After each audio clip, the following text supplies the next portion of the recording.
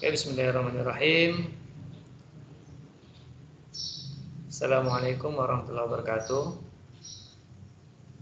Waalaikumsalam warahmatullahi wabarakatuh. Assalamualaikum. Alhamdulillah, pagi hari ini kita dipertemukan lagi dalam keadaan sehat, tetap semangat meskipun belajar dari rumah.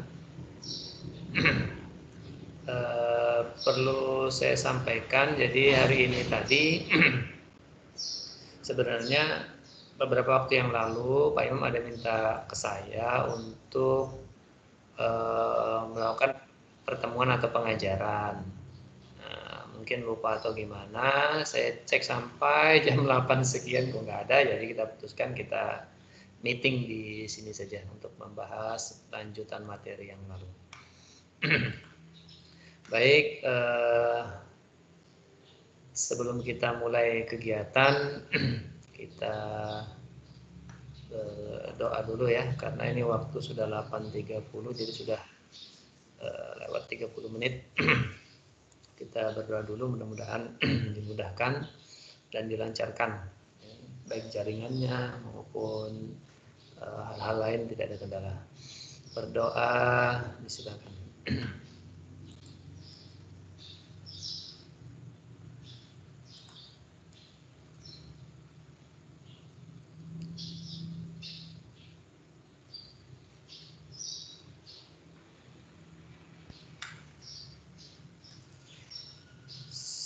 Selesai.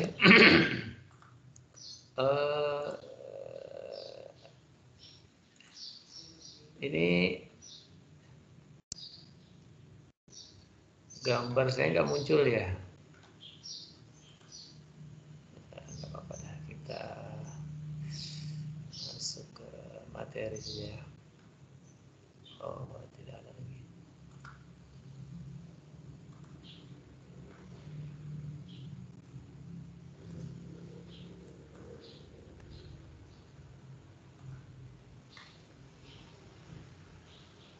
Ini dia. Oh, ini dia.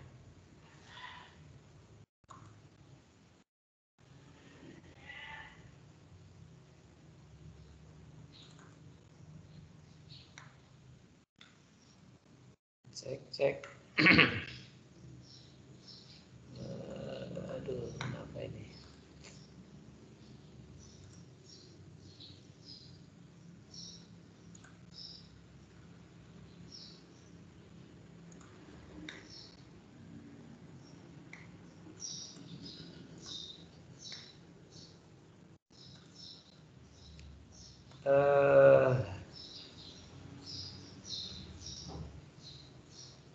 Saya coba live dulu ya, ini kayaknya terjadi problem nih. Kenapa ya? Gambar saya muncul di sana, kamera.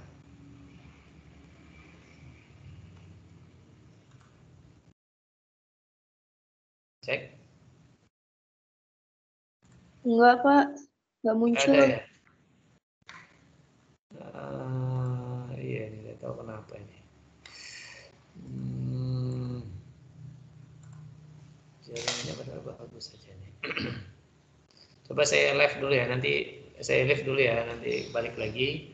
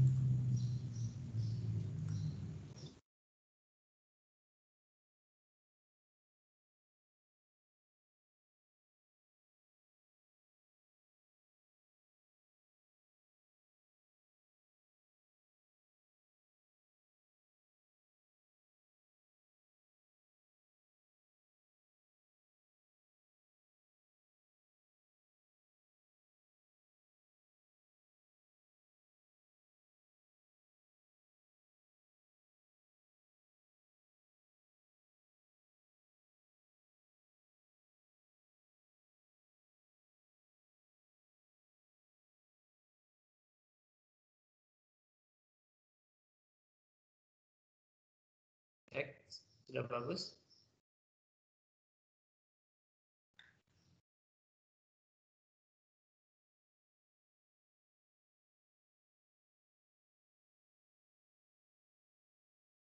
Gambarnya sudah muncul ya? Sudah. Oke, alhamdulillah. Ini berikutnya adalah saya mau share screen dulu. Screen-nya yang nggak muncul. Oke, kita lanjutkan materi ya. Yang terakhir itu mana ini materinya?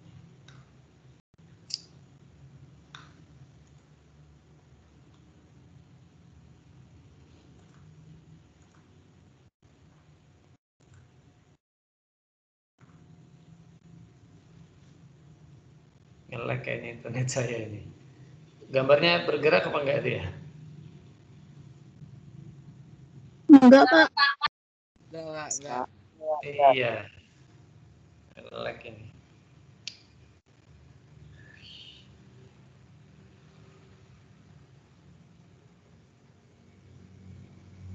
Padahal internetnya lumayan kencang ini. Saya tak keluar dulu.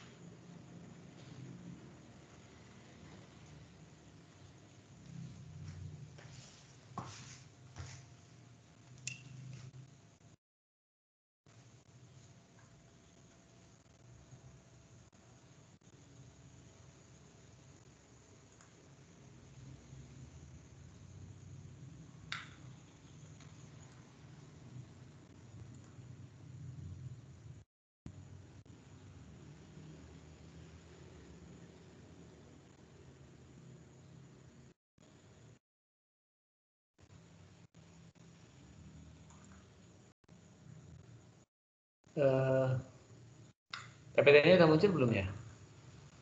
Kok sudah diklik nggak gerak-gerak nih?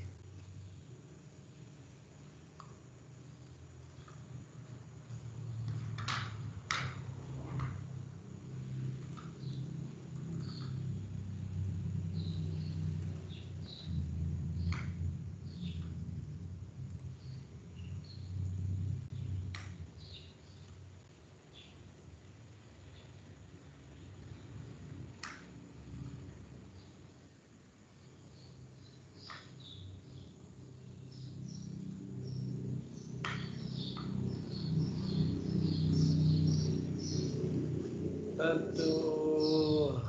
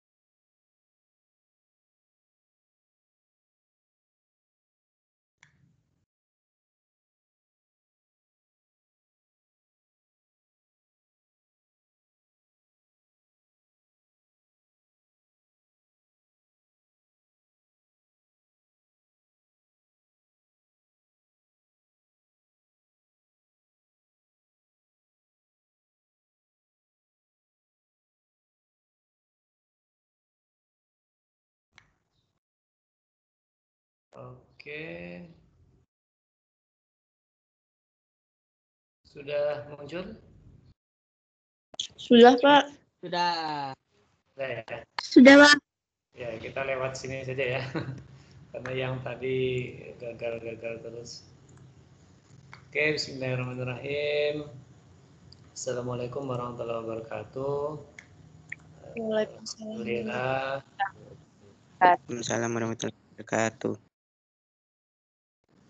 Jam segini sudah cukup banyak, ya, sudah 75 peserta. Yang lalu itu lambat baru mencapai 75. Jadi mungkin semangatnya udah mulai balik lagi ya setelah PTS kemarin. Oke, kita bahas terakhir itu sampai di sini ya, tentang ampermeter dan voltmeter ya, cara meletakkan dan cara membacanya ya, ini skala bacanya dan seterusnya. Terakhir sampai di situ, kita akan lanjutkan sedikit lagi di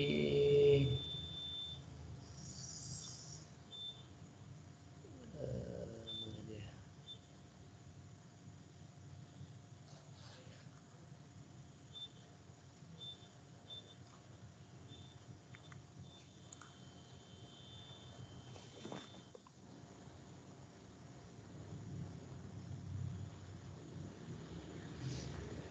Berarti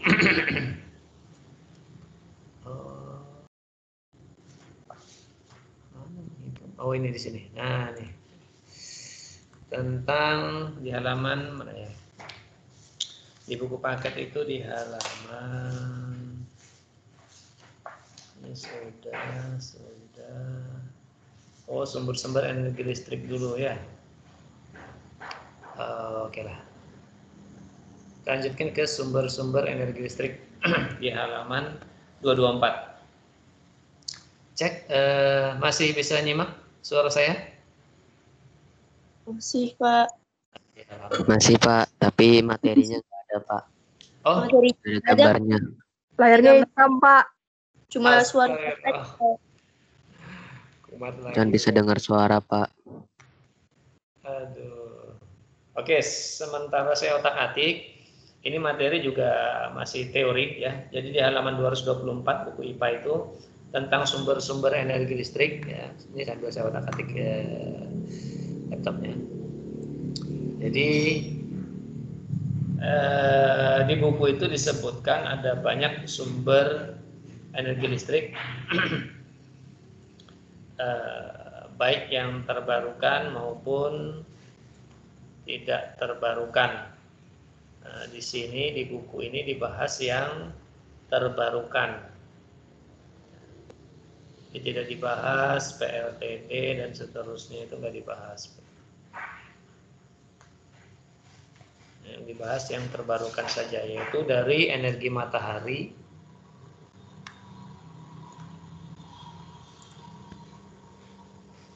kemudian energi angin, air, bioenergi. Ini yang terbarukan, artinya bisa selalu ada. Energi matahari ya selalu ada, tapi ya siang saja. Itu ada gambar panel surya atau sering dikenal dengan sel surya. Itu biasanya diletakkan di atap rumah. Jadi kalau kalian perhatikan ada sel surya di atap rumah, itu biasanya hanya digunakan untuk pemanas air. Jadi yang biasa mandi pakai air hangat, nah itu biasanya menggunakan panel surya ini. Dia satu paket. Ada panel suryanya, ada tabung untuk menyimpan air panasnya, dan ada lagi yang ke bawah untuk ke kamar mandi. Itu energi matahari. Kendaraan juga sudah mulai banyak ya, walaupun masih terus dilakukan pengembangan.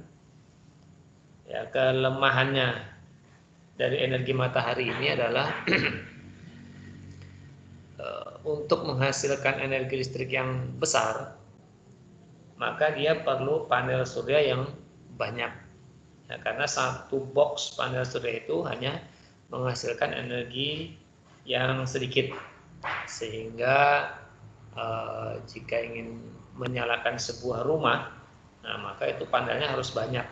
Nah, makanya yang ada di atap rumah itu hanya satu box, satu slot, satu kotak itu saja, karena hanya untuk memanaskan air. Jika untuk membuat rumah supaya bisa menyala, ya panel surya harus banyak, karena energi matahari yang diserap perlu banyak. Jadi gitu menurut gambar itu. Nah, di sebagian lampu jalan di Samarinda itu juga sudah menerapkan panel surya. Jadi dia tidak menggunakan lampu bohlam ataupun lampu neon, tapi menggunakan LED. Karena LED ini hemat energi, artinya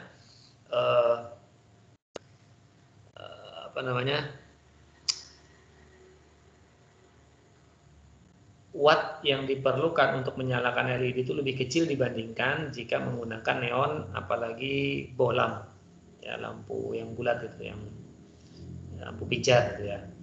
Jadi LED itu lebih kecil, makanya bisa digunakan untuk lampu emergensi. Biasanya banyak menggunakan LED karena dia dengan baterai yang kecil saja bisa menyalakan sampai 8 jam, 10 jam, dan seterusnya. Itu dari energi matahari.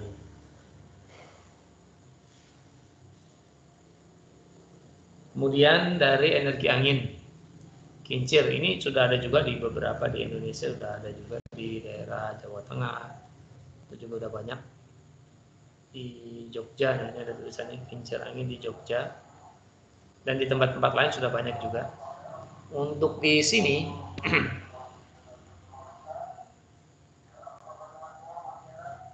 untuk di sini di Samarinda itu belum menggunakan energi kincir angin karena di tempat kita ini banyak bukit dan lembah, sehingga anginnya itu tidak stabil. Bagusnya itu sih di daerah pesisir itu bagus, atau di daerah yang tanah lapang, itu biasanya anginnya bisa kencang dan stabil.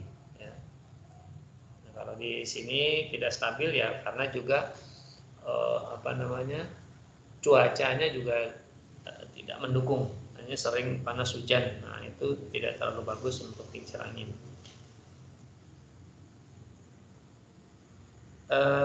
Ini juga tergantung ukuran ya. Jadi seberapa besar kipasnya dan seberapa besar dinamonya untuk bisa menghasilkan energi listrik.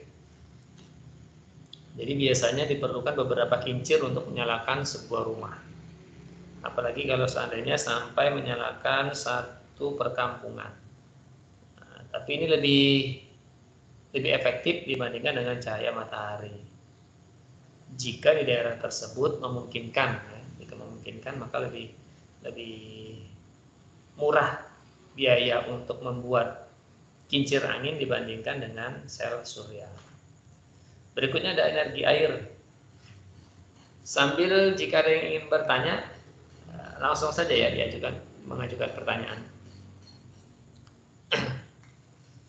Energi air, hydropower. Ini juga sudah banyak sekali dimanfaatkan di Indonesia karena memang sangat cocok ya di Indonesia, sangat cocok karena banyak gunung dan bukit, ada danau dan seterusnya, sehingga bisa dibuat aliran sedemikian rupa sehingga bisa memutarkan turbin seperti di gambar halaman 226 itu ada sebuah waduk gitu ya. Di mana itu ya? Ini di Malang kayaknya ini ya. Oh, ini aliran Sungai Berantas. Oh, di Sungai Berantas. Ini mirip seperti di Malang. Saya pernah lihat seperti ini juga di Malang. itu ada waduk atau danau besar gitu ya. Kalau di Malang itu dia danau atau waduk ya, ya mungkin waduk mungkin, karena sebagiannya kan digunakan untuk irigasi. Nah kalau danau kan tidak digunakan untuk irigasi. Jadi waduk seperti itu, kemudian dibuat sebuah aliran, ya, ini. Aliran itu kan ada cerobong itu, ada pipa, ya. Itu di bawah cerobong itu ada turbin. Turbin itu kipasnya. Kipas yang bisa berputar disebabkan oleh aliran air. Ya, jadi air yang mengalir dari tempat tinggi ke tempat rendah itu, nah, energinya itu dimanfaatkan untuk memutarkan turbin. Nah, turbin tadi menggerakkan dinamo sehingga bisa menyalakan, bisa menghasilkan listrik.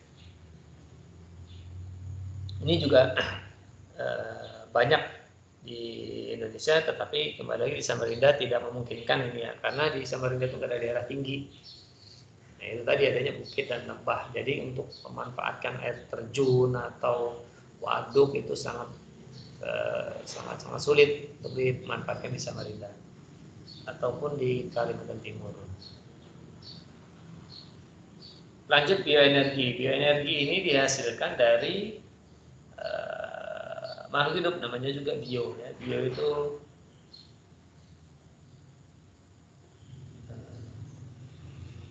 itu hidup artinya. Jadi energi dari makhluk hidup. Ya, artinya yang sudah tidak terpakai. Ya. Limbah. Misalnya ketika kita lihat petani jagung, nah itu kan yang dimanfaatkan hanya jagungnya saja. Nah, batang, akar, dan seterusnya itu biasanya dibuang, dikeringkan, terus dibakar. Nah, itu bisa dicacah, ya, di kecil-kecil gitu, untuk dijadikan bioenergi. Terus lagi misalnya, ya banyak lah ya, tumbuhan, hampir semua tumbuh-tumbuhan itu bisa dijadikan bioenergi. Termasuk diantaranya perkebunan, misalnya kelapa sawit yang sudah tidak panen lagi, nah itu bisa digunakan juga limbahnya dan seterusnya. Ini menghasilkan etanol, jadi bukan bukan langsung menghasilkan listrik seperti yang lain-lainnya ya, tapi dia diubah menjadi biodiesel. Nah ini digunakan untuk PLTD. Jadi dia tidak langsung menjadi energi listrik bioenerginya ini, tapi dia menghasilkan etanol atau biodiesel, ya semacam bensin gitu ya, tapi ini berupa solar. Ya bisa juga dijadikan bensin. Ini digunakan untuk ya tadi menyalakan generator atau mesin diesel yang terdapat di PLTD, pembangkit listrik tenaga diesel. Itu, dan ini satu lagi di halaman 227 itu ada gambar tumbuhan sebagai sumber energi listrik. Jadi ternyata aktivitas tumbuhan itu ini yang mudah diamati, ini seperti itu apa namanya? Apa sih tumbuhan yang taruh di pipa di akhir itu?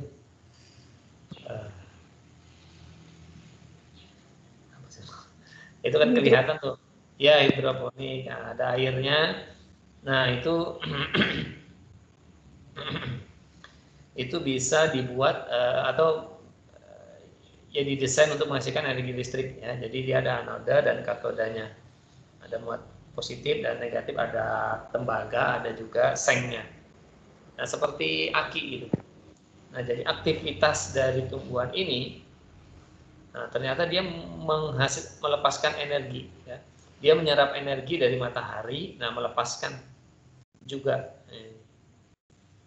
Jadi energi itu kan dia nggak bisa buat sendiri, ya, dia hanya bisa diubah untuk fotosintesis dan seterusnya. Nah, ternyata proses itu dia mengeluarkan energi.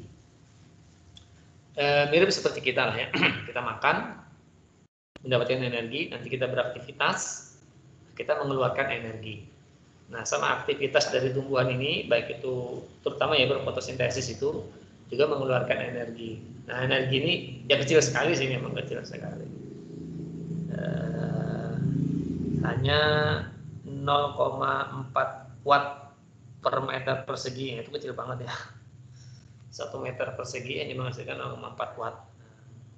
Ya kecuali tumbuhannya besar ya, tumbuhan besar, nah itu juga energinya semakin besar. Karena di sini dicontohkan itu tumbuhan kecil ya, yang mudah diamati, kalau tumbuhan besar kan susah. Jadi ya setelah dikalkulasi terdapat 0,4 watt per meter persegi. Itu tentang sumber energi listrik. Berikutnya transmisi energi listrik. Ada yang mau tanyakan dulu? Sumber energi listrik ini yang kita bahas adalah yang terbarukan. Kalau yang tidak terbarukan banyak ya. Kita bahas juga sedikit yang tidak terbarukan itu.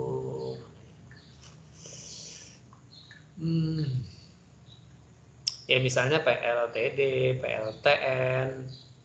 Ini wacananya di Kaltim atau pokoknya Kalimantan lah ya. Itu mau dibuat PLTN, pembangkit listrik tenaga nuklir. Itu wacananya. Jadi ya diharap cukup efektif ya PLTN. Selain itu ada juga pembangkit listrik yang diletakkan di kapal. Jadi di kapal gitu. Jadi bisa berpindah-pindah di mana tempat yang memerlukan. Kemudian PLTA itu di mana PLTA? PLTD yang ada di sini PLTA. Yang sekarang kita gunakan listriknya ini ada di PLTD. Ada yang tahu PLTD kita di mana?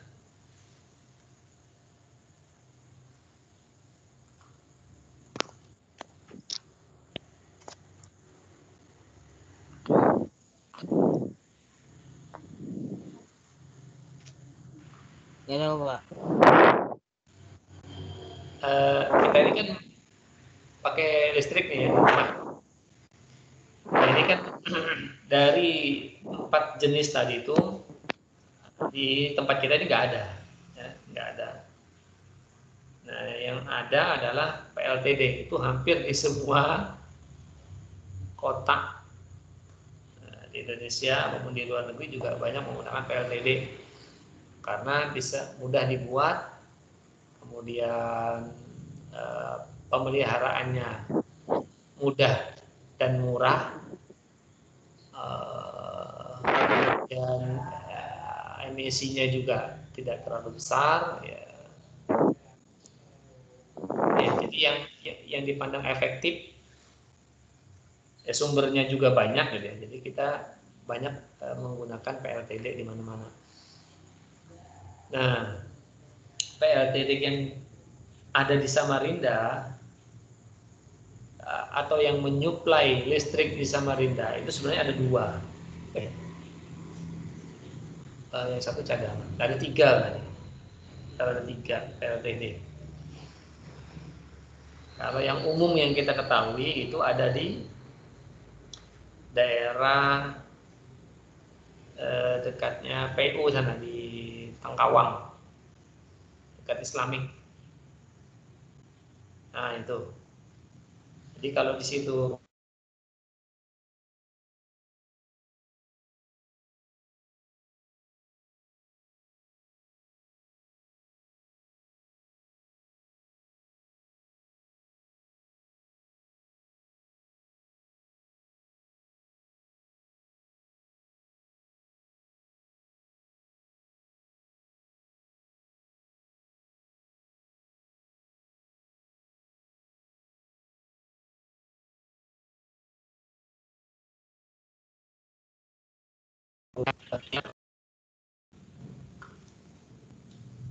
ada di daerah sana itu juga menyuplai, sehingga ketika di Tengkawang itu mesinnya rusak, nah kita masih tetap bisa menggunakan energi listrik. Oh ini sekarang baterai.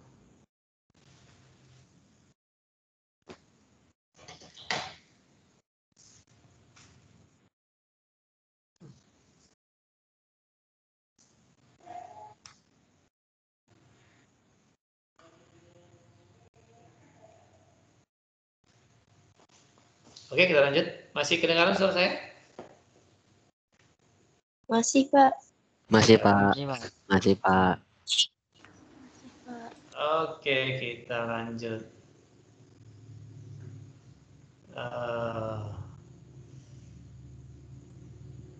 Ini ada transmisi energi listrik. Sudah dibuka kan bukunya ya?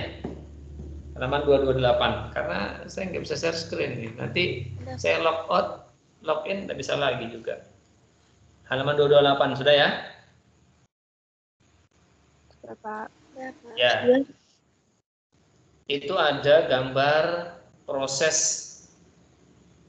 transmisi. Jadi transmisi itu artinya ya pendistribusian atau ya,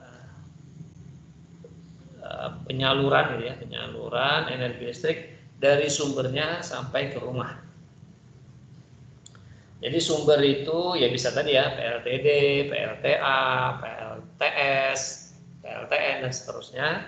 Nah, di sini kita bahas PLTD saja. Anggap saja itu adalah PLTD yang ada di Jalan Tengkawang, di dekat DPRD provinsi itu ya, Islami. Itu mesin dinyalakan, mesinnya besar ya dalam itu ya, karena untuk Samarinda. Mesinnya besar, bahan bakarnya adalah minyak diesel, ya, minyak solar, karena dia mesin diesel. Solar, nah tadi kalau dia dari bioenergi, hasilnya adalah biodiesel. Jadi bisa pakai biodiesel, bisa pakai solar. Kalau biodiesel itu semakin kecil ininya, emisinya semakin kecil. Ya, apa namanya?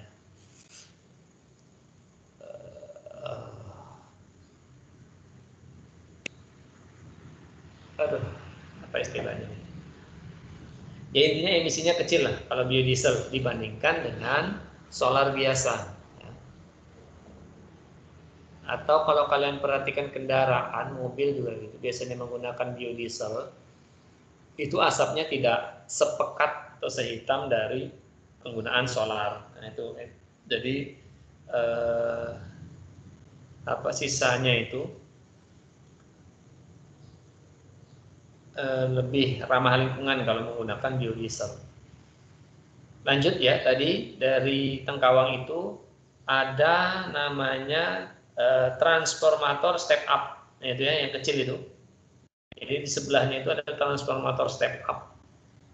Jadi dinaikkan karena pembangkitnya kecil, sedangkan daya yang diperlukan untuk Sesamarinda ini besar, maka dia dinaikkan transformator step up. Nanti kita belajar tentang transformator. Di sini ada nggak ya dibahasnya transformator? Nggak ada ya. Oh, transformator itu dibahas di semester 2. Berarti kita skip aja. Ada transformator step up. Jadi dia menaikkan. Nah, mirip seperti inilah.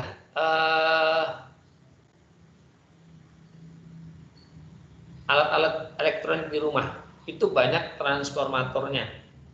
Ya, tapi lebih banyak yang step down daripada step up. Dia menurunkan daripada menaikkan. Ada yang tahu transformator yang ada di rumah itu? Apa saja contohnya? Banyak ini di rumah.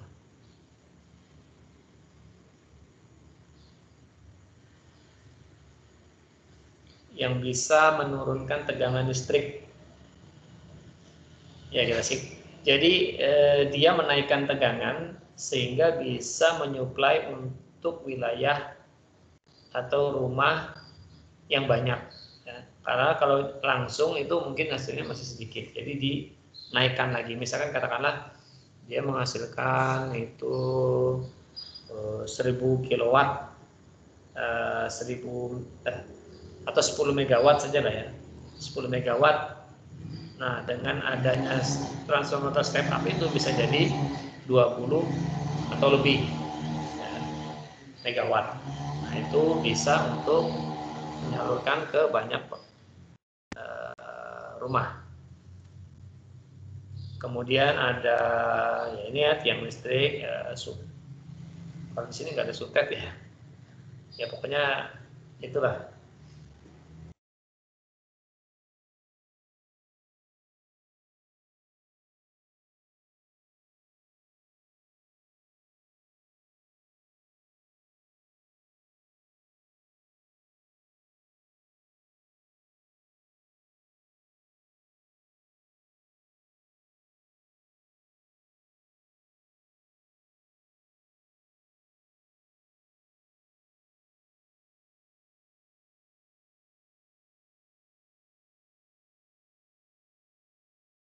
Step down. Tapi ada juga yang step up ya. Jadi di dekat rumah itu ada yang step down, ada yang step up, tergantung ya. Jadi gini, misalnya ya, kan kita sudah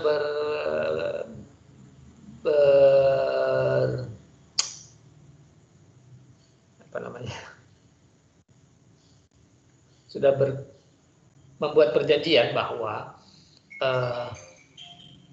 aliran listrik itu mirip seperti aliran air ya. Nah, kita asumsikan misalnya PLTD itu kita asumsikan seperti PDAM yang di Cendana. Dia mengalirkan air kan.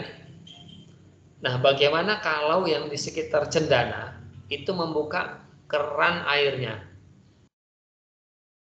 Keran air, misalkan ada rumah yang di sebelahnya adalah PDAM pusat, ya seperti di Cendana itu, di mana Pak?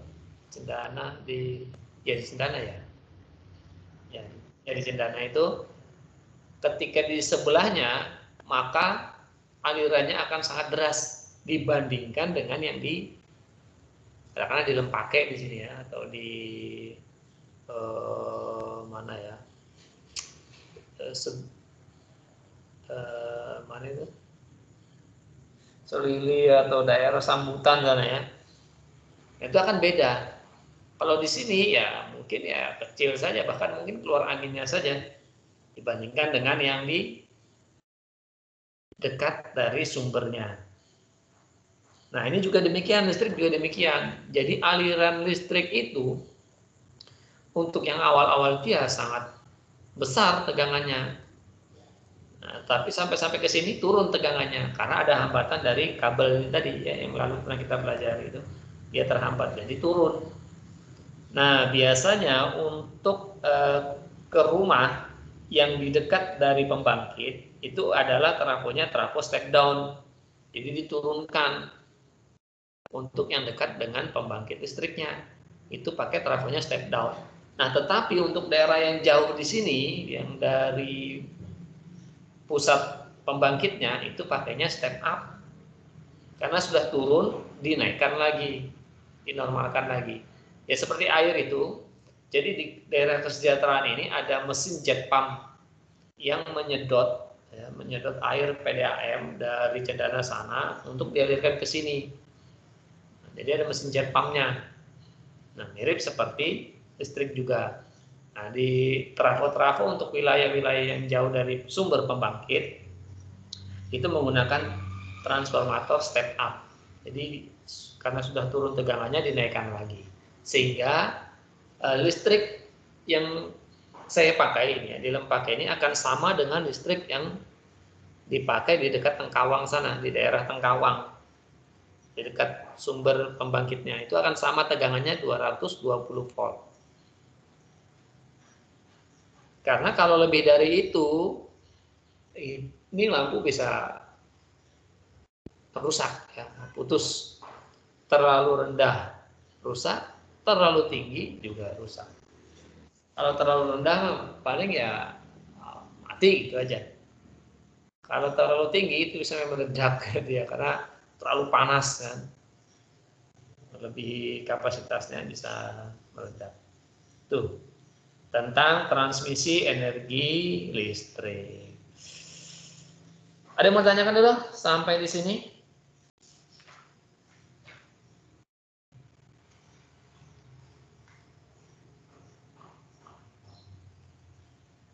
Saya leave dulu ya, nanti join lagi ya. Bentar.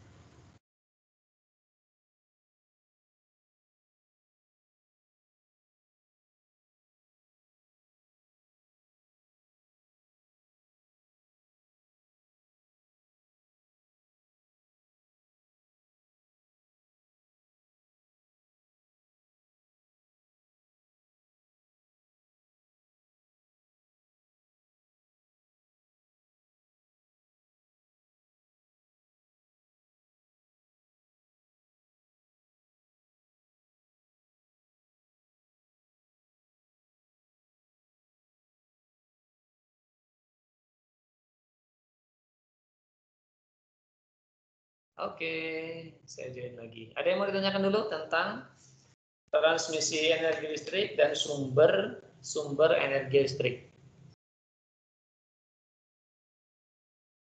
Ya, mana komennya ini? Ternyata udah banyak, 88 orang.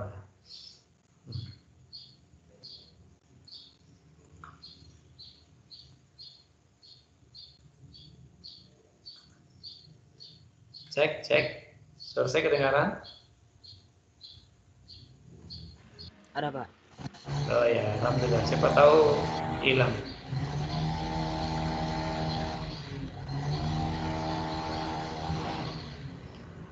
Oke, tidak ada pertanyaan, kita lanjut lagi. Tentang nih di halaman 229, penggunaan energi listrik, upaya penghematan dan seterusnya ya. Kalau penghematan sudah paham lah kalian ya. Artinya ya kalau pas sudah digunakan, dimatikan dan seterusnya. Ini kita bahas yang ini, halaman 231.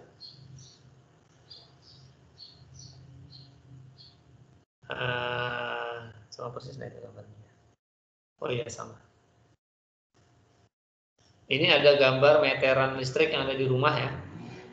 Mau pakai token kah, mau masih bayar bulanan, itu mirip-mirip lah seperti ini. Bedanya kalau token itu digital gitu aja.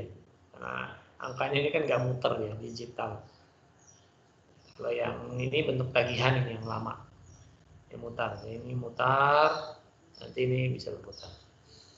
Ya, intinya ini yang ingin disampaikan bahwa kalian bisa menghitung berapa jumlah pembayaran listrik dalam sebulan, atau dalam seminggu, atau dalam 2 minggu. Jadi misalnya kalian mau memprediksi, kalian hitung satu hari itu habis berapa, diprediksi dalam beberapa hari, nah bisa dikalkulasi, oh kalau seharinya rata-rata habis sekian puluh ribu, nanti sebulan saya akan bayar sekian. Nah, bagaimana cara menghitung pembayaran listrik ya, sesuai dengan pemakaian energi listrik? Ini share screen saya muncul kan ya? Muncul, Pak. Muncul. Oh ya. Enggak, Pak. Hah? Ada yang enggak? Muncul, Pak. Jadi ini Muncul, saya Pak. siasatin tadi, videonya saya matikan, share screen-nya saya aktifkan. Alhamdulillah mau. Karena tadi kan yang sebelumnya itu saya aktifkan videonya, share screen-nya awalnya mau, habis itu hilang. Oh, kayaknya dia enggak, dia enggak tahu ini kenapa. Ya pokoknya begini. Alhamdulillah kalau muncul ya. Jadi menghitung pemakaian energi listrik dalam pemakaian dari di rumah, ya, di rumah masing-masing ya. Tapi kalau token itu buat apa dihitung ya? Ini tagihan bulanan yang ini ya, yang langganan itu ya, yang apa sih, yang tagihan lah istilahnya itu. Bukan yang token. Kalau token kan ya kita bayar dulu baru pakai. Kalau ini kan kita pakai dulu baru bayar. Yang token nggak bisa ngitung nih, apa-apa. Intinya gini. Jadi misalkan ya, ini ada apa ini, harga apa itu? Kayaknya saya juga nggak paham ini. Ini rumah ini daya listriknya 1.300 ya kalau membaca ini ya. Jadi kan ada yang 900, 4,5 itu paling kecil ya. 4,5 itu biasanya musola, pokoknya rumah-rumah kecil lah. Yang rumah-rumah kayu itu biasanya 450. Naik ke 900, jadi nggak ada 500, 600, 200 nggak ada ya, langsung ke 900. Jadi kelipatan ya. Habis 4,5 900. Nanti 900, nah baru ada 1.200.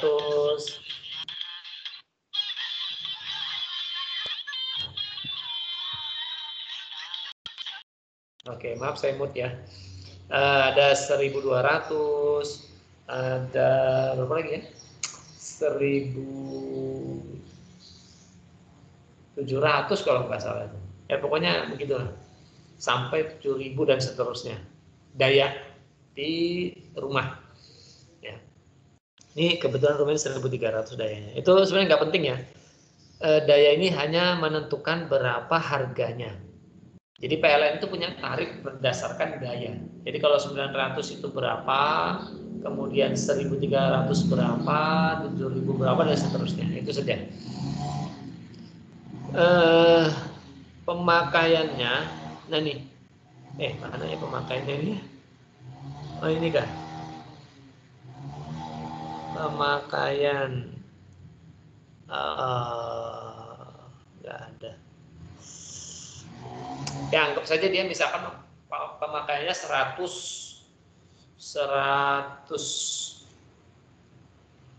watt dalam sebulan. 100 watt.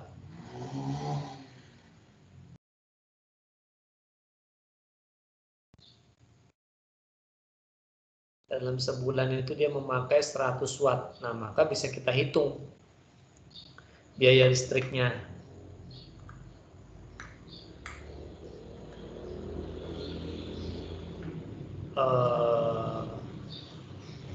Atau contohnya begini aja deh, nih langsung ke sini aja. Nah ini, sebuah rumah ini menyalakan lampu yang jumlahnya 5 ya. Masing-masing itu 10 watt. Jadi ada sebuah rumah yang cuma punya lampu doang ya, nggak kita bahas lain-lainnya. Ada lampu 10 watt dinyalakan 12 jam. Ya dari jam 6 sore ke jam 6 pagi gitu mungkin ya. Nah, saat ini pembayaran listrik per kWh itu 1.500. Nah, jadi kemungkinan ini dia mungkin menggunakan daya yang 1.300 atau 900. Itu sekitar 1.500 memang. 1.400 berapa gitu pokoknya. Jadi anggap saja 1.500 sekarang. Nah, berapakah pembayaran listrik yang harus dikeluarkan selama 1 bulan atau 30 hari? Jika pemakaiannya cuma ini saja, dia cuma pakai lampu doang. 5 lampu dari jam 6 ke jam 6 dengan daya 10 watt. Nah, jadi gini penyelesaiannya. Jumlah lampunya 5, dayanya ini tadi yang ini ya penjelasannya ini. P itu daya, W itu energi listrik, T itu waktunya. Dayanya tadi 10 watt ya. Setiap lampu itu 10 watt.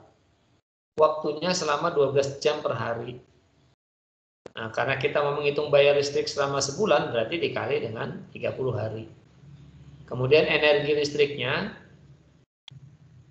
yang terpakai, sehingga energi listrik yang terpakai itu adalah 5 buah lampu dikali daya yang diperlukan tiap-tiap lampu dikali dengan lamanya pemakaian.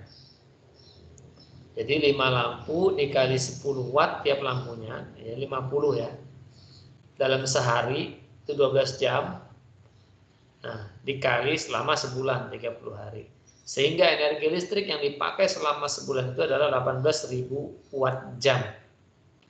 Dia menghabiskan 18.000 watt jam selama 1 bulan.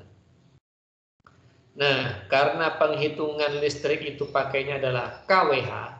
kWh ini artinya kilowatt jam, kilowatt hour. Jadi kilowatt jam istilahnya, kWh. Nah, per kWh-nya itu 1.500. Dia memakai 18 kilowatt jam per bulan. Sehingga ya kita kali dengan biayanya, tarifnya kan 1.500 dikali dengan 1.500. Hasilnya 270.000. Jadi sebuah rumah yang hanya memakai lampu saja untuk penerangan 5 lampu selama 12 jam setiap harinya, itu bayar listriknya 270.000. Apalagi rumah kita ini ya, rumah kalian, rumah saya, ya lampunya banyak, TV ada, ngecas HP, terus laptop, kipas angin, AC barangkali, dan seterusnya. Jadi ya bayarnya ya bisa diperkirakan ya. Jadi artinya mungkin kalian nggak pernah disuruh bayar listrik ya sama orang tua.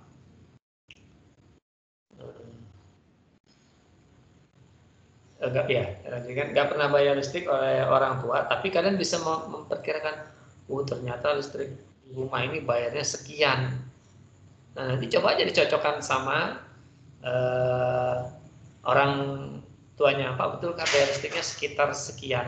Mungkin ya selisihnya sedikit saja lah ya, paling selisih 100.000. Kesalahannya itu karena pembayaran listrik per kWh itu bukan 1.500 tapi 1.400 sekian gitu. Nah itu. Nah nanti kalian nggak perlu menghitung lampunya berapa lama dinyalakan, AC-nya dan seterusnya. Nggak usah dihitung yang itu. Cukup kalian keluar di meteran itu, yang di mana itu, yang di box ini tadi ya. Nah di sini tadi. Nah ini yang tagihan ya, kalau yang token nggak bisa ngitung. Yang tagihan. Jadi misalnya ya kalian jam 8 pagi itu mengamatin, katakanlah angkanya ini 54. Nah besok amatin lagi, misalkan besoknya jadi 60, berarti 6 kWh sehari dipakai, ya sehari pakai 6 kWh. Nah besok lagi amatin, ternyata naiknya dari 60 ke 67, berarti 7 kWh. Besoknya diamatin lagi dari 70 ke 76. Berarti 6 kWh. Jadi bisa dirata-rata. Bisa dirata-rata bahwa pemakaian harian di rumah saya itu adalah 6,5 kWh misalkan. Atau 6 atau ke 7 lah. Pokoknya dikalkulasi gitu ya. Nah setelah ketemu, nah tinggal dikalikan. Kalau sehari itu rata-rata 6 kWh kali 30 hari. Berarti ada 180 kWh. Berarti ada 180 kWh. Kalikan sekitar ini. Sekitar 1.500. Jadi totalnya bisa bayar 2.700.000. Itu kalau 6 kWh per harinya. Nah, tapi mungkin ada juga yang cuman 2 kWh atau 4 kWh. Di rumah saya ini paling 4 kWh. Jadi bayarnya sekitar 1.400.000-an per bulan. Nah kalau di rumah kalian ya silakan dihitung. Nah jadi nggak perlu menghitung jumlah lampunya berapa lama, itu malah susah ya. Dinyalakan dari jam 6 sore misalnya, maghrib dinyalakan, nanti dimatikan jam 6 pagi, nanti nyata lagi TV, sehari nyalanya berapa jam, repot. Belum lagi itu kalian harus lihat lampu itu berapa watt, TV itu berapa watt, kipas angin berapa watt, kan repot tuh ngitungnya. Nah yang praktis tadi ya ini aja. Nah lihat di kWh-nya ini aja, di meteran. Berapa, nah jadi kalian bisa prediksi berapa pengeluaran tiap bulannya dari rumah kalian. Nah, sebenarnya ini bisa dijadikan tugas nih, bagus nih. Untuk yang token juga bisa. Token bisa, tetapi tidak menghitung tarifnya. Dia hanya memperkirakan pemakaian itu memerlukan berapa rupiah. Karena kalau token itu kan dibayar di depan. Nah, jadi kita beli 200.000, ya sekian kWh, habis beli lagi dan seterusnya. Tapi bisa juga kita hitung, kita bisa prediksi, oh selama sebulan itu perlu 300.000, perlu 700.000 dan seterusnya. Bisa kita prediksi. Untuk yang token juga bisa. Bedanya kalau yang token angkanya digital. Jadi menghitungnya itu ya terserah kalian, mau dari pagi ke pagi lagi, sore ke sore lagi, atau siang ke siang lagi, yang jelas itu 24 jam. Sehingga bisa dikalkulasi, oh dalam sehari itu pemakaian sekian kWh. Gitu ya. Oke, ada yang mau tanyakan dulu tentang menghitung pemakaian energi listrik.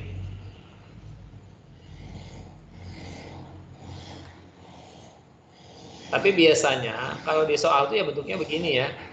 Jadi sebuah rumah menyalakan 5 lampu berdaya selama 12 jam.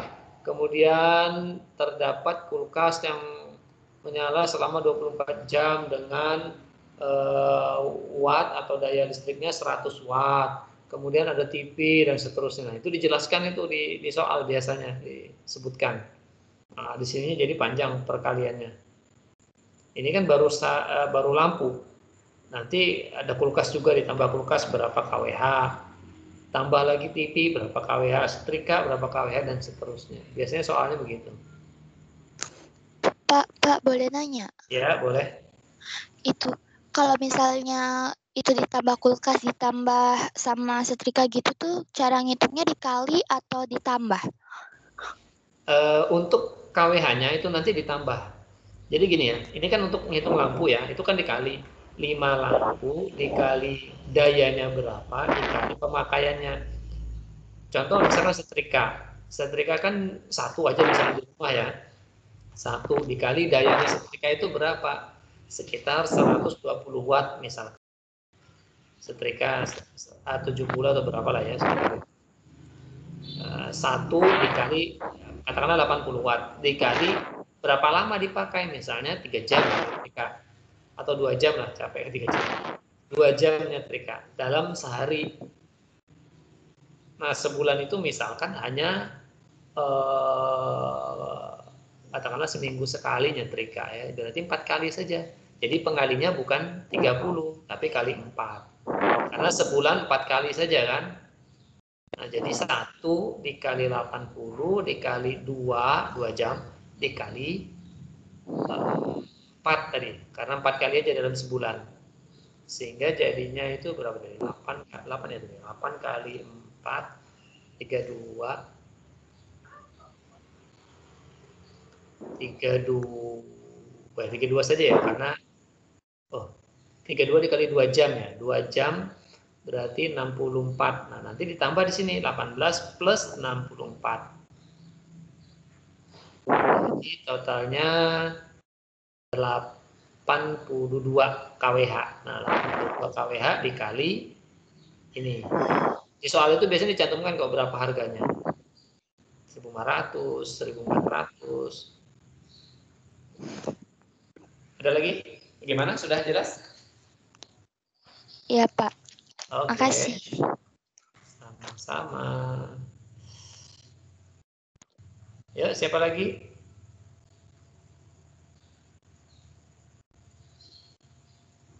Bapak, itu jadi tergantung dari jumlah penggunaannya itu berapa gitu, Pak? Kalau seperti 30, tapi kalau cuma 4 kalian aja dikali 4 gitu, Pak? Iya, tetapi kan sebenarnya itu bahasa saya saja ya.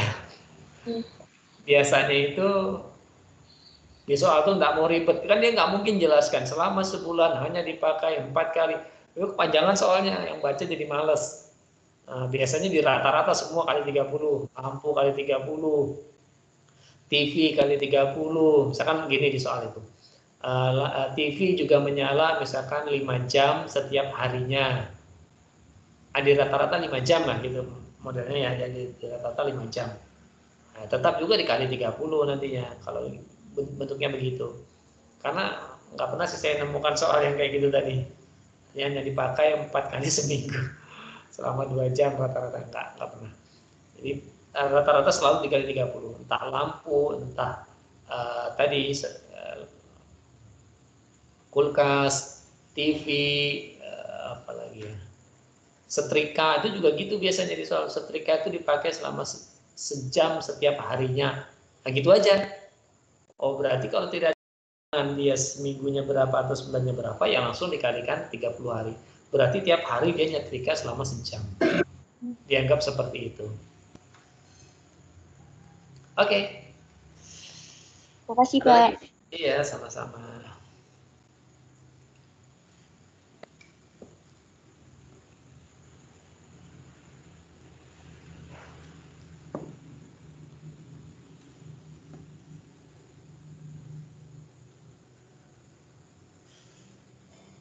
Kalau dijadikan tugas kayaknya bagus ini ya. Ya hitung-hitung kita berempati lah dengan orang tua. Ya selain itu juga kita jadi tahu. Oh bayar listriknya itu sekian. Ya kita nggak pernah tahu kan selama ini. Oh bayarnya listrik, pokoknya pakai aja gitu ya. Ya syukur-syukur kalau kita melakukan penghematan. Jadi kalian bisa memprediksi nanti. Misalnya, oh kalau saya kurangi pemakaian TV, tinggal ngamatin di meteran itu aja ya, nggak usah ngitung yang beginian. Ini kan hanya untuk di soal tertulis. Bentuknya itu seperti ini. Nah kalau penugasan nanti cukup meterannya saja. Oh sehari itu sekian, berarti sebulan sekian. Nah nanti kalian sebutkan KWH di rumah, daya listrik di rumah itu berapa. Nah nanti ada tarifnya, tarif karena beda-beda ya, untuk yang 900 berbeda dengan yang 1200, beda dengan 450. Oke.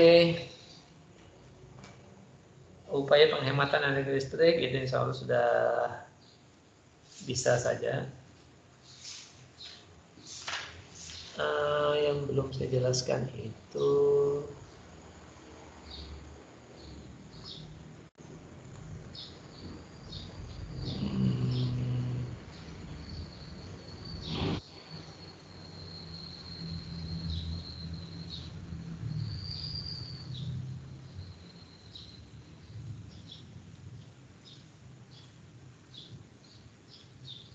ini belum kayaknya ini.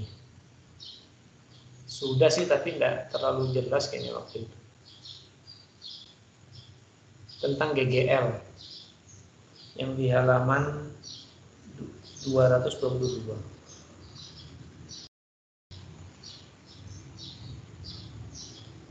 Berarti udah semua nih saya jelasin ya. Ada yang mau tanyakan dulu? Hukum Kirchhoff kan sudah kan ya? Yang ini kan sudah nih. Sudah, Pak. Ya berapa yang masuk ke percabangan, berapa yang keluar sudah. Kemudian ya sebenarnya yang ini juga sudah, tapi kok kayaknya waktu itu saya jelaskannya apa ya, tanpa ada contohnya waktu itu kalau nggak salah. Karena di buku kan nggak ada contoh soalnya. Nah ini ada contoh soalnya ini. Ya kita bahas dulu yang ini. GGL halaman 222. Rangkaian GGL. Apa itu GGL? Gaya gerak listrik. Ya betul, gaya gerak listrik. Yang kayak apa itu?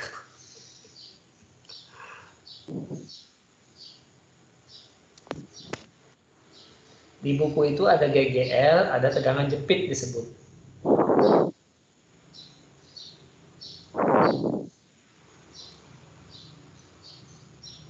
GGL itu kayak apa sih? Atau terdapat di mana gitu?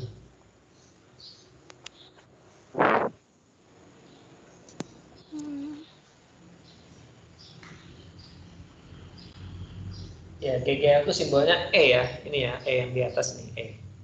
Nah, ini di sini. Nah, kira-kira di mana itu? Maksudnya, ini kan rangkaian listrik nih. Ini kabelnya, ini ada R, ini ada E. Berarti ini apa ini? Kutub baterai, Pak. Ya, boleh. Baterai, boleh. Karena dia sebagai sumber energi listriknya ya. R ini kan hambatan, bisa jadi lampu atau dan seterusnya. Bisa jadi kipas angin, lampu, dan seterusnya. Nah, ini adalah sumbernya. Bisa berupa baterai.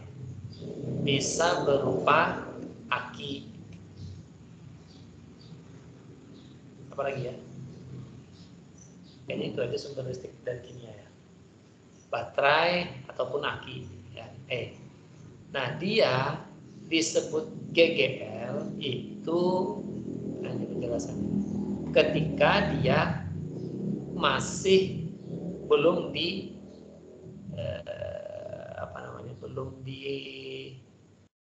belum dibuat dalam rangkaian seperti ini ya. Jadi ketika dia baterai saja itu kan ada listriknya di situ. Nah, itu disebut GGL. Tetapi ketika setelah dihubungkan antara positif dan negatif nih, melalui kabel, nah ini namanya jadi tegangan jepit.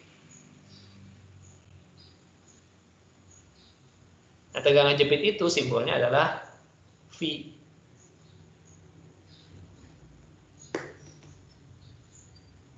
Atau tegangan listrik itu V.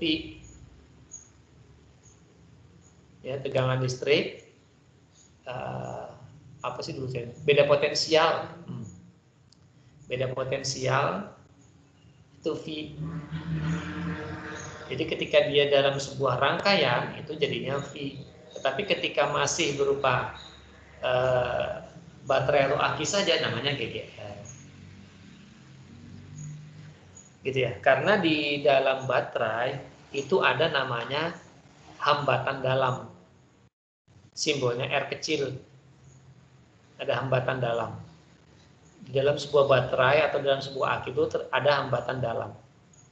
Kan di situ terjadi aliran listrik juga ya di dalam baterai, hanya saja kan dia tidak terpakai keluar sehingga bisa awet, tetapi dalam jangka waktu tertentu ya bisa habis juga baterai itu ya, karena ada hambatan dalam. Jika tidak dipakai juga akan habis baterai itu dalam jangka waktu yang lama, tetapi ya nih hambatan dalam itu simbolnya R. Kalau yang di hambatan luar, yang di luar atau pada rangkaian itu R besar. Ya. Nah, untuk mengetahui arus yang mengalir, nah itu kita harus mempertimbangkan dari hambatan dalam. Jadi di soal itu kadang-kadang disebutkan hambatan dalamnya, terkadang juga tidak. Kalau disebutkan ya berarti dihitung seperti ini. Jika tidak ya cukup V per R seperti yang sebelumnya ya, mana ya? Mencari kuat arus. Nah, seperti ini. Iya, kalau kuat arus tetap. Nih, ini ya. Ini kan ketika dia tegangan saja. Tidak ada hambatan dalamnya. Nah, hukum Ohm yang lalu pernah kita bahas itu kan gini ya. Nah, ini hukum Ohm. R sama dengan V per I atau I sama dengan V per R gitu ya. Kalau mencari arusnya ya V dibagi R-nya. Mencari arus listrik di rangkaian itu seperti itu. V per R. Nah, tapi ketika di rangkaian itu disebutkan ada hambatan dalamnya, nah maka ada tambahan plus R kecil. Jadi simbolnya berarti pakai E. Dia berkaitan dengan GGL, ada hambatan dalamnya. Tapi ketika diabaikan, ya ini berubah jadi V saja. Tegangan atau beda potensial. Ya cuma seperti ini aja. Bahwa R plus R kecil, ada hambatan dalamnya.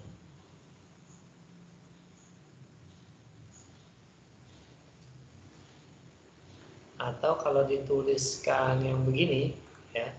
Nah, untuk ini kan V ya. Kalau V itu sama dengan I kali R ya. R kali A atau I kali R. Nah, ketika di sini berupa E, hambatan dalam, maka nanti plus R kecil. Nah, hambatan dalam. Jadi ada plus R kecilnya, ada hambatan dalamnya.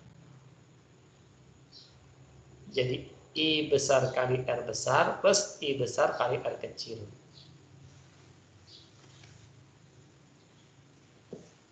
Nih. Nah, dia ada hambatan dalamnya.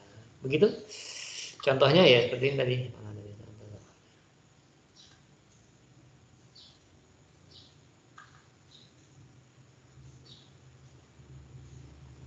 Nah, ini contoh soalnya ya. Gaya gerak listrik dan seterusnya nih. Mudah nih, tinggal ditambah R saja, kecil.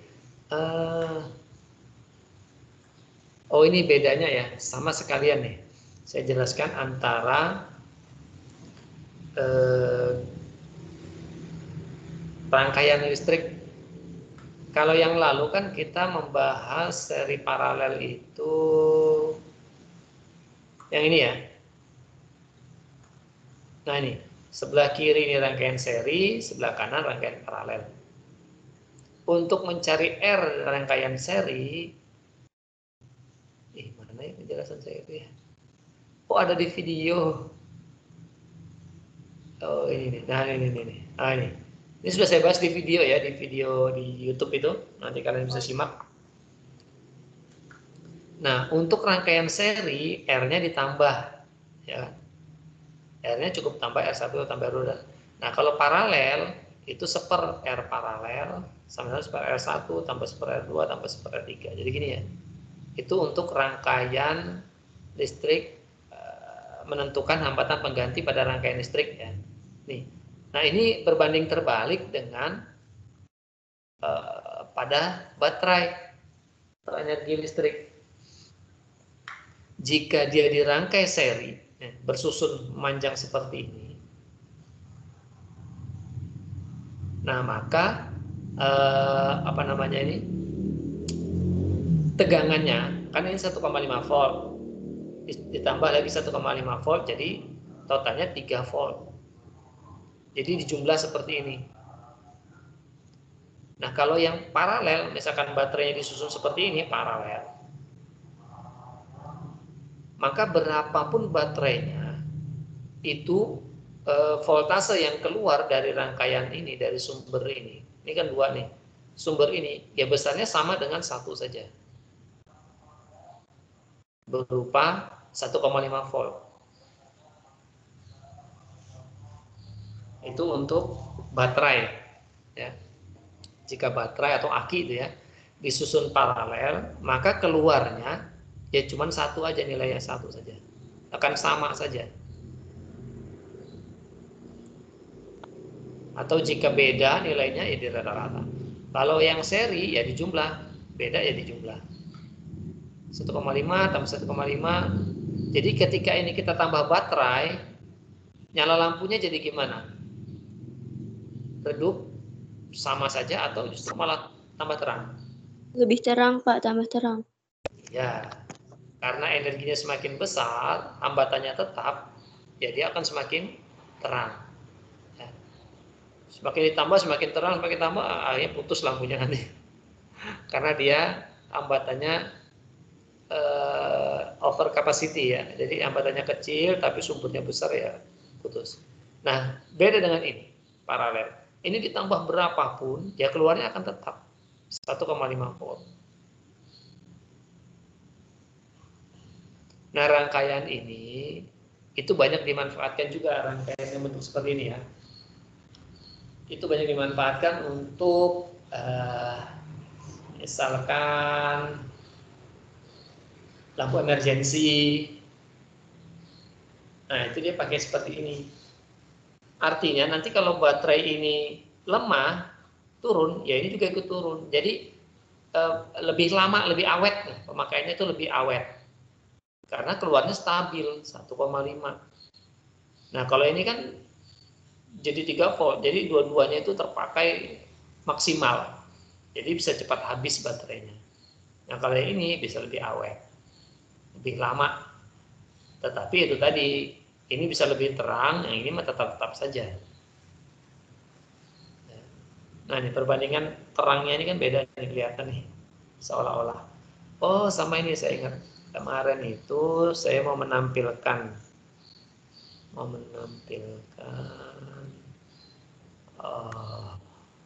ini. Nah waktu itu gagal karena saya belum download, belum install. Nah sekarang udah saya install nih. Kalian bisa bereksplorasi juga di sini ya. Ini saya sudah buat rangkaian listrik. Mana ya? Di listrik dinamis. Seri paralel. Nah, ini. Nah, saya udah buat seperti ini rangkaian seri. Ini ya kalian bisa ngerakit sendiri juga ya. Nah, ini. Jika saya tambah baterainya misalnya kan, ini split dulu, tambahin baterai. Nah, kita bisa jadi tahu, oh tambah terang. Oh tapi ini tadi value-nya masih kecil ya. Oh sudah 9 volt. Ini 42 malah. Kita ganti, kalau 9 kecil ya.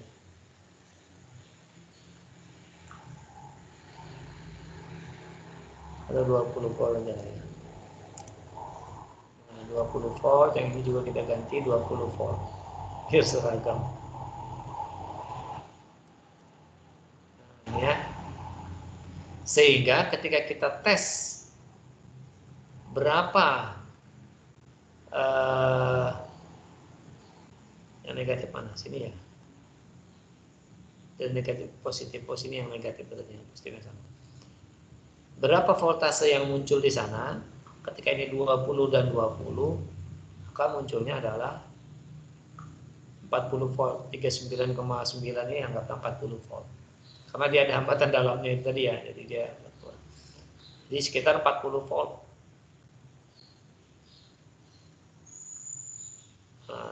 Arusnya 2 ampere. Ini kalau nggak salah 10 ohm ya, 10 ohm lampunya. Jadi ya ini bisa kalian rangkai ya. Ini kabelnya, ini baterainya. Oh ini nanti daripada kalian susah saya beri aja di di mana namanya, Telegram. Jadi bisa langsung download, install. Java-nya jangan lupa diinstal juga. Ini saklar kalau perlu pakai saklar. Misalnya ini kita split. Kita pasang saklar di sini.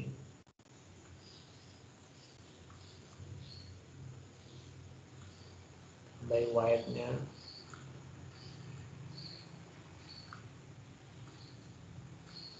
Nah, ketika kita on kan saklarnya, dia nyala, matikan. Ini rangkaian seri. Kemudian kita coba lihat yang rangkaian paralel.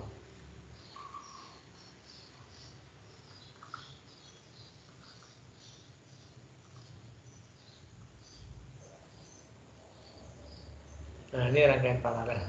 Yang lalu saya mau nampilkan ini nggak bisa karena nah ini ya.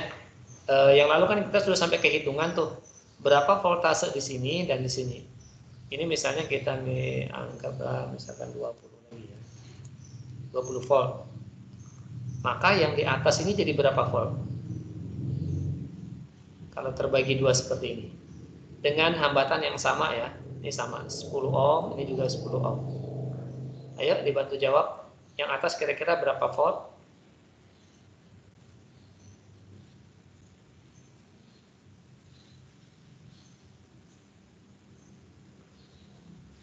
Cek, saya masih on kan ini?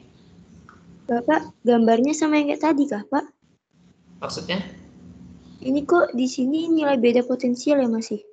Oh, astagfirullah, lupa saya. Ya Allah, maaf. Kenapa diingetin dari tadi? Iya, lupa. Aduh, astagfirullah. Ini yang saya share kan masih PPT ya. Aduh, ya Allah, saya ngomong dari tadi itu nggak ini tadi ya, nggak gerak. Oh iya, Iya, maaf. sensornya doang yang gerak. Aduh ya Allah. Wih. Nah, udah nih. Kalian kayak ngingatin saya asik aja tadi. Saya pikir tampil ya, lupa ya. Nah ini tadi tuh. Ya tampil kan sekarang ya? Iya, Aduh, Pak. soalnya. Ya, oke. Jadi saya ngomongin seri tadi tuh. Memisahkan baterai saya susun tadi. Wah ya Allah. Maaf saya lupa. Nah ini misalkan paralel. Yang lalu kan kita sudah belajar tuh teorinya. Teorinya kan yang di PPT tadi ya. Teorinya kan ini mana ya? Nah ini kan teorinya kemarin sudah kita bahas itu. Sofa juga sudah berhasil jawab yang lalu itu. Sekarang ini di prakteknya. Nah, seharusnya ini kan praktikum tapi ya praktikum sendiri aja. Apa-apa di rumah. Daripada nyusunin lampu, susah dari baterai, dari kabel, ya gini aja. Ini lebih akurat. Dan kalaupun terbakar nggak apa-apa. Ya, misalkan kita buat voltasenya jadi besar, oh terbakar nggak apa-apa. Kalau langsung praktek kan terbakar bahaya. Jadi kalau terlalu besar juga bahaya.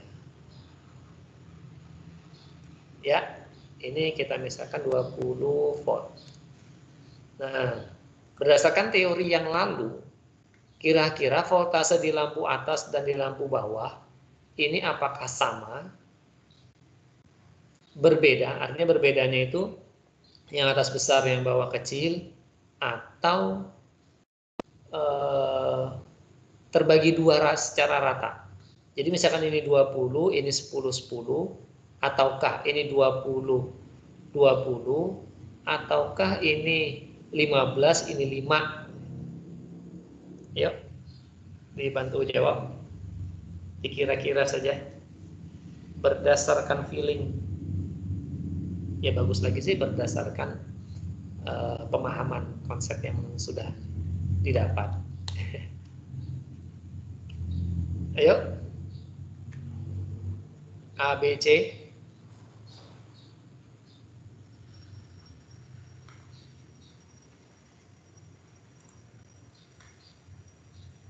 Yang mau ngomong diaktifkan dulu mic-nya ya. Takutnya sudah jawab panjang lebar. Kalau mic-nya nggak diaktifkan ya nggak kedengaran sayanya.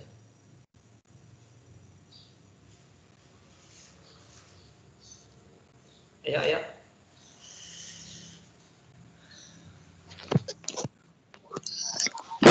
Itu bakal jadian ya Pak?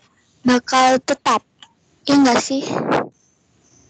Voltasenya tetap, maksudnya di atas dan di bawah sama. Sama, iya. Ini kan 20, di sini 20, 20 gitu. Iya. Oke, siapa yang jawab ini?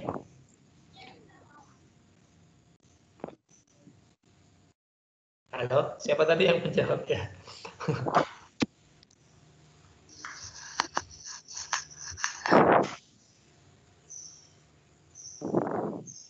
Karena nggak kelihatan ini mic-nya ini yang on yang mana ini siapa ini?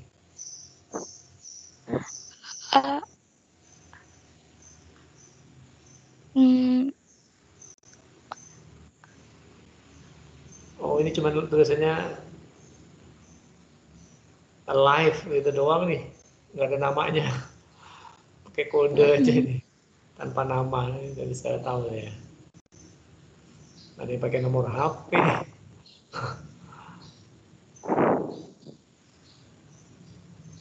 Ya, berapa jawabannya nih? Pilihannya A, B, C. Yang A tadi sama, yang B tadi terbagi 2, jadi 10, 10. Yang C, yang atas lebih besar dibandingkan yang bawah. Hambatannya sama ya, hambatan lampu itu sama, kita abaikan aja.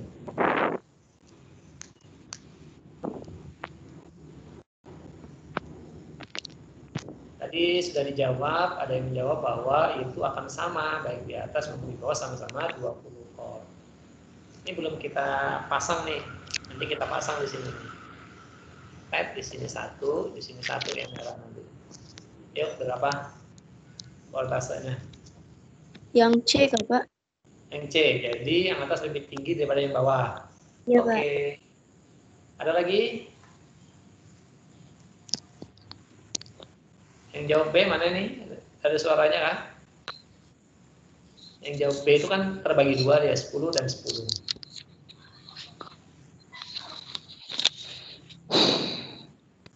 Sambil dibuka-buka lagi teorinya. Ini saya tengokkan ya.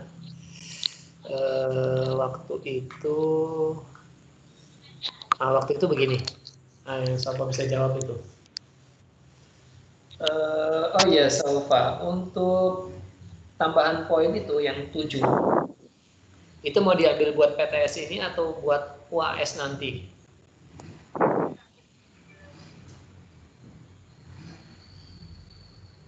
UAS saja, Pak. Oke, siap. Sebenarnya dari gambarnya udah kelihatan ya, sebenarnya. Kalau masih ingat sih.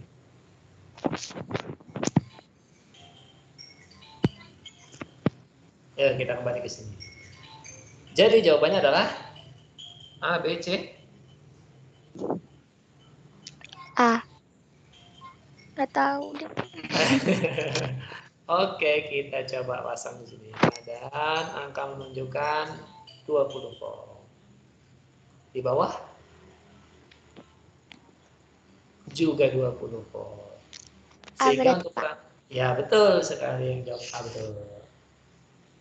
Berarti untuk rangkaian paralel itu dia voltase untuk di lampu atas di bawah ini sama-sama 20 volt. Sesuai dengan keluarannya berapa volt gitu ya. Kalau 10 volt ya 10. Tetapi kalian perhatikan ini ada ampere meter nih ya.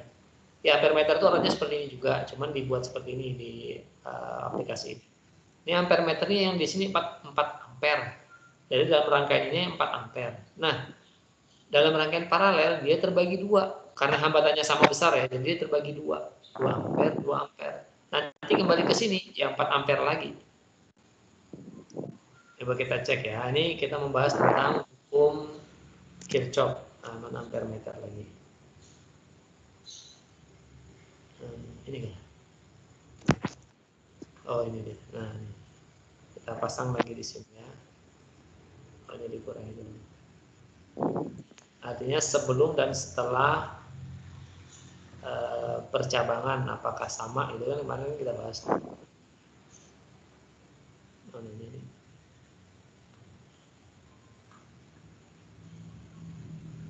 Nah, kembalinya 4 ampere lagi ya.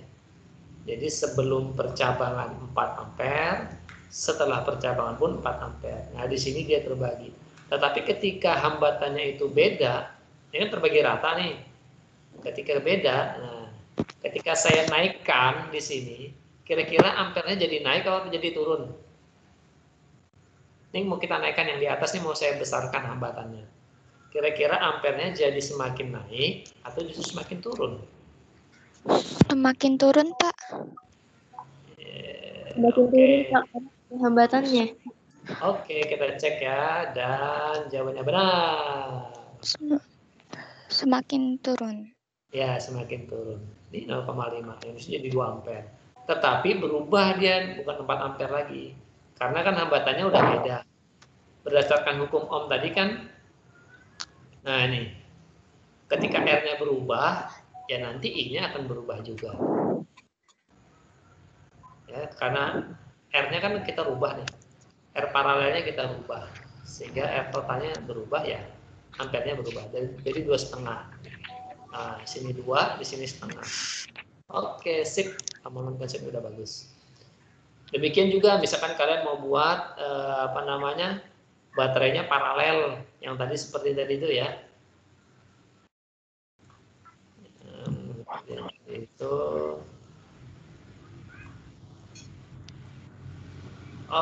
ngesot ya.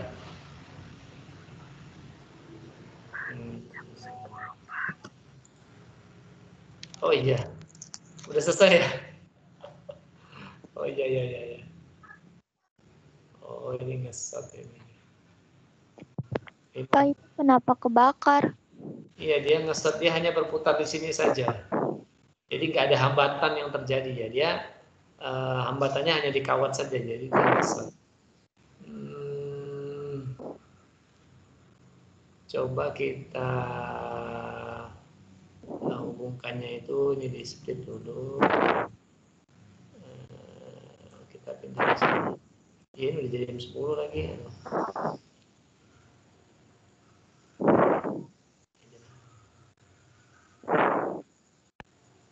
Bentar ya, 5 menit lagi lah ya.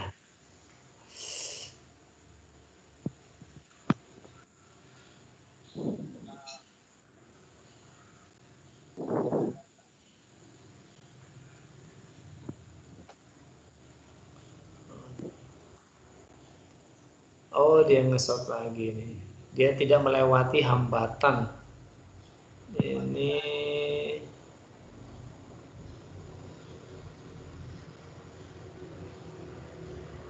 oh iya dia nge-short. Nanti aja saya buatin rangkaiannya deh yang persis.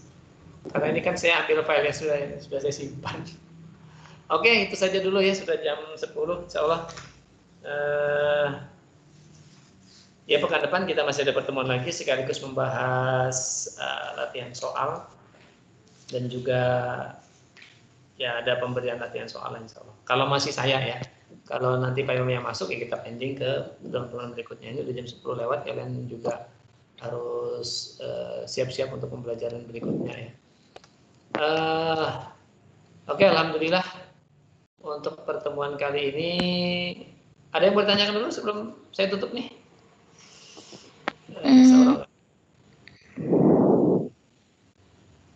Aplikasi ini saya nanti berikan di Telegram ya, kenapa?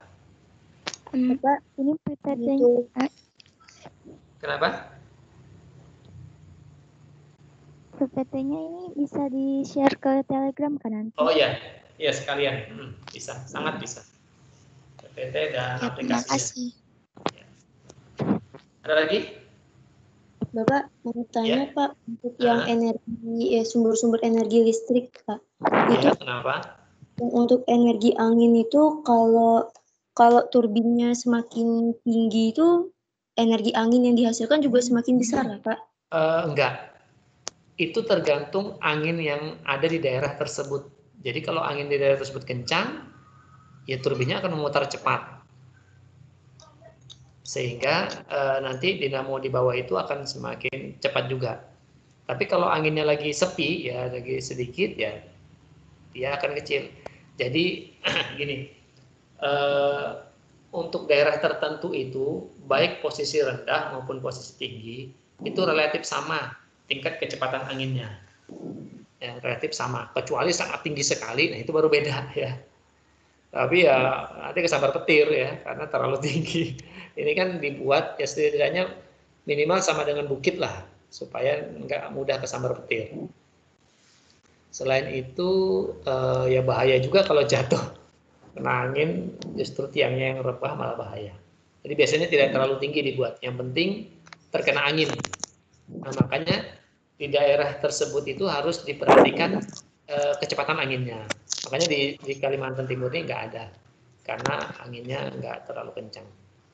Tapi mungkin di daerah tertentu ada di Kaltim ini, saya nggak tahu juga, saya nggak ngamatin. Ya itu ada lagi? Ya Pak, makasih ya Pak.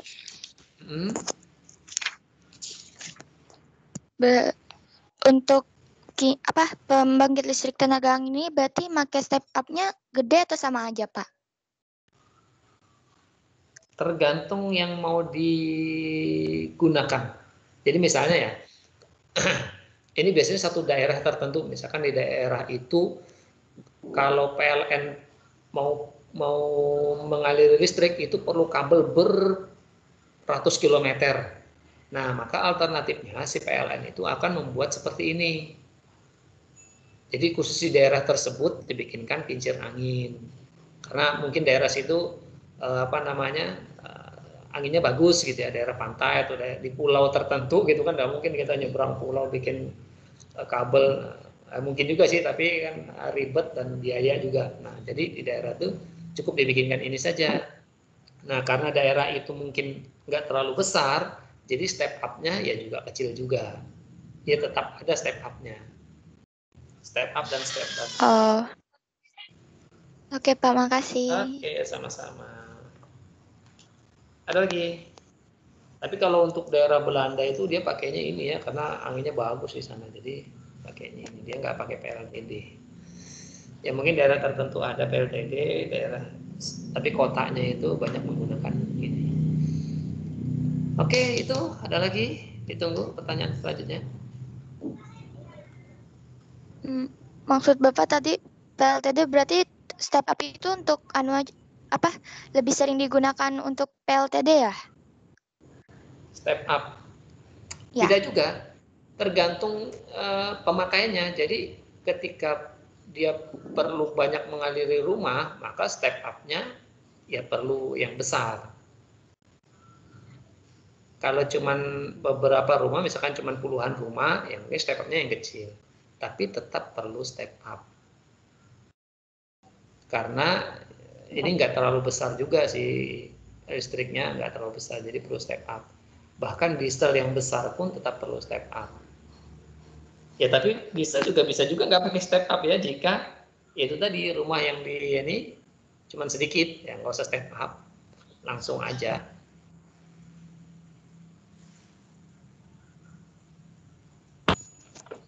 Oke, Pak. Ya. Oke, ada lagi?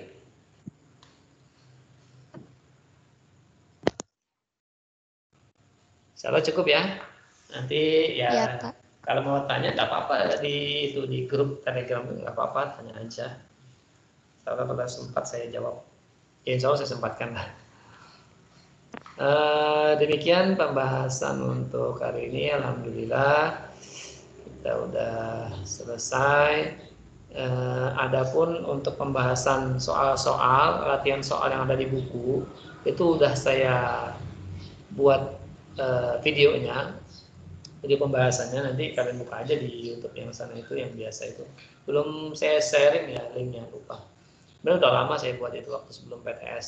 Tidak saya bagikan karena khawatir nanti mengganggu konsentrasi kalian. Jadi kalau mau ditengok-tengok ya silahkan saja. Ini ada yang lalu pernah kita bahas waktu itu secara live seperti ini, sudah pernah kita bahas, tetapi saya khawatir karena durasinya kan lama, itu sejam lebih videonya itu. Nah, jadi saya buatkan yang simpel-simpel, yang 15 menitan saja. Oke, demikian, mudah-mudahan bermanfaat dan mudah-mudahan bisa dipahami, nantinya bisa diaplikasikan, bermanfaat buat kehidupan. Sebelum kita akhiri, kita tutup dulu dengan doa ya. Berdoa disilahkan.